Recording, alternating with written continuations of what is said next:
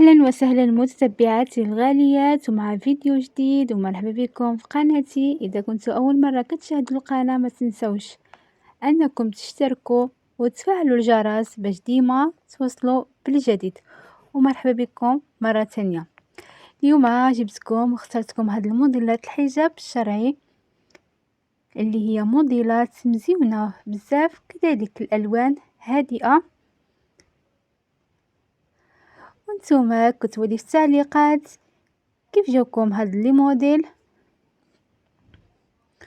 وشنو اكثر موديل عجبكم. شوفوا هذا ما شاء الله لا لي ديتاي اللي فيه، هذا فستان او عباءة عنده كشكشة على الصدر.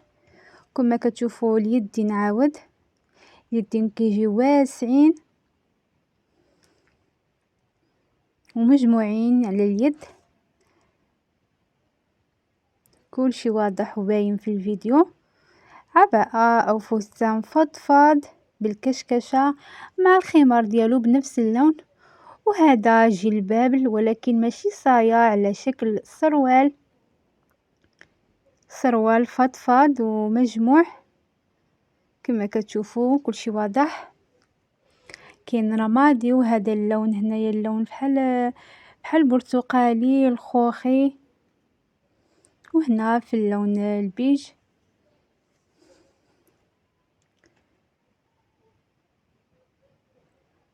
وهنايا كما كتشوفوا فستان مع الخمار ديالو، فستان فضفاض ما شاء الله مزيون وفيه جميع الالوان. كيجيبكم هكذا موديلات باش اللي عجبتها شي حاجه تخيطها. كذلك هدايا نفس الموديل في اللون الزيتي.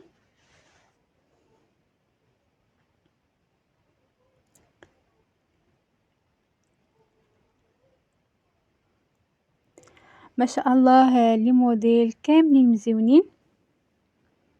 ما تنسوش انكم تخليوا لي جيم وتشتركوا في القناة وتبارطاجيو هذا الفيديو هذا مع الصديقات ديالكم والحباب. وشوفوا هذه هنايا كتقوم بتجربة الحجاب الشرعي. هذا صراحة عملي وسهل في اللبس، ما كياخدش الوقت. وشوفوا هذه عباءة فضفاضة، حتى اللون مزيون بزاف. تقدر تلبسها مع الخمار او مع الفولار ولا شال، الاختيار كيبقى ليلك. مهم هذا الحجاب هذا اللباس كامل داخل في اطار الحجاب الشرعي.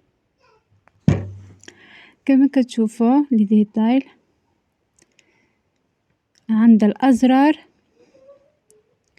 هذه عباءة على شكل كومونو، وهنايا عاود جلباب لكن بدون صايا، على شكل صايا ولكن هو سروال مجموع كما كتشوفوا هنا.